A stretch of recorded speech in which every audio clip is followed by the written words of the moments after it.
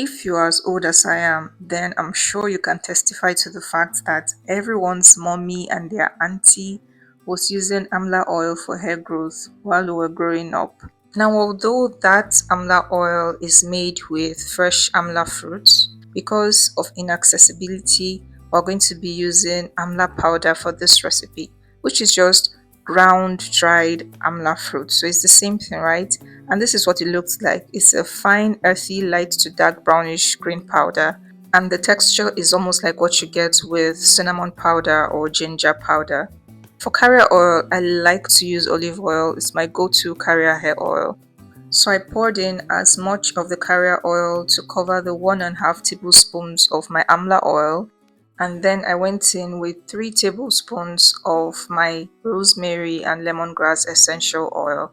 This essential oil, apart from the many benefits that it brings, is also going to add thickness to this oil. Now, on the question of what carrier hair oil is most ideal for these recipes, because it's used on your scalp especially, you should avoid using thick oils like castor oil. You can use them in combination with a lighter oil, but they are too heavy to be used on your scalp most of the time. I just thought I'd put that out there.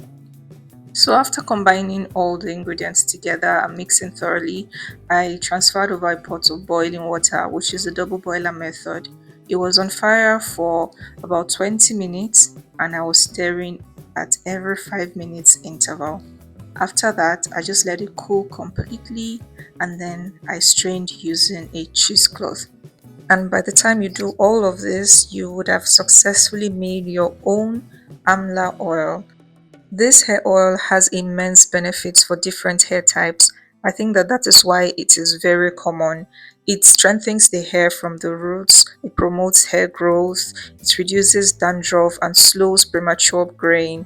I've had someone ask me in the comments what I use to darken my hair, although I do not use any specific products for darkening my hair. Amla oil is said to reduce loss of pigmentation in the hair, and so it's going to slow graying. It also nourishes the scalp and hair follicles, conditioning the hair from the roots to the tip. You can also use it for natural shine.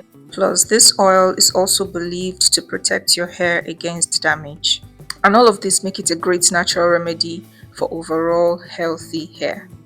This entire process took me no more than 2 hours, even though I was filming and trying to get the right angle. So you can definitely do this at home, especially if you battle any of the hair issues that I mentioned earlier. Please let me know if you'll be willing to try this and how your hair likes it when you do. It's the following day and I just want to demonstrate how I use this oil. It appears that I may have gotten the fake olive oil or something because I haven't experienced this in a long time. You can see that the amla powder or extract has sort of like settled under. Most DIY products still require that you shake them anyway before using to incorporate properly. So just in case you experience something like this, just know that you can still use it. All right, it's done. See, there's no sediment here anymore.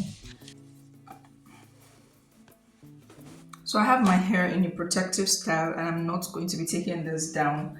This is my water and leave-in conditioner mix. So the first thing I'm going to do is to spray some of this on my hair.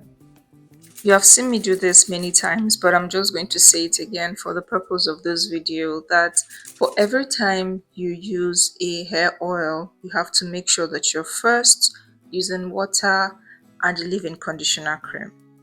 Like I mentioned before, this oil can be used to seal in the moisture in your hair. It can also be used as a scalp oil. That's healthy scalp equals healthy hair because your hair grows from your scalp. So now that I'm done applying the water and leave-in conditioner mix, I'm just going to go on and use this.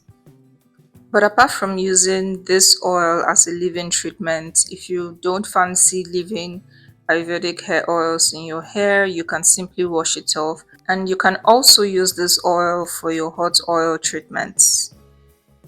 If you deal with flaking, dry scalp and all of that, this is definitely an oil that you want to make. I'm going to apply this on my edges.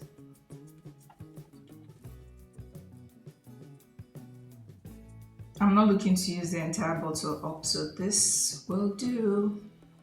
Now I'm just going to massage this oil in to my scalp, my hair, using my fingertips. As a final note, I would like to add here that balance is key while using this oil, just as with every other thing. Overuse of Amla oil, which would look like using it every day, would end up stripping your hair of its natural oils. That is why I like to stick to using it just 2 to 3 times in a week.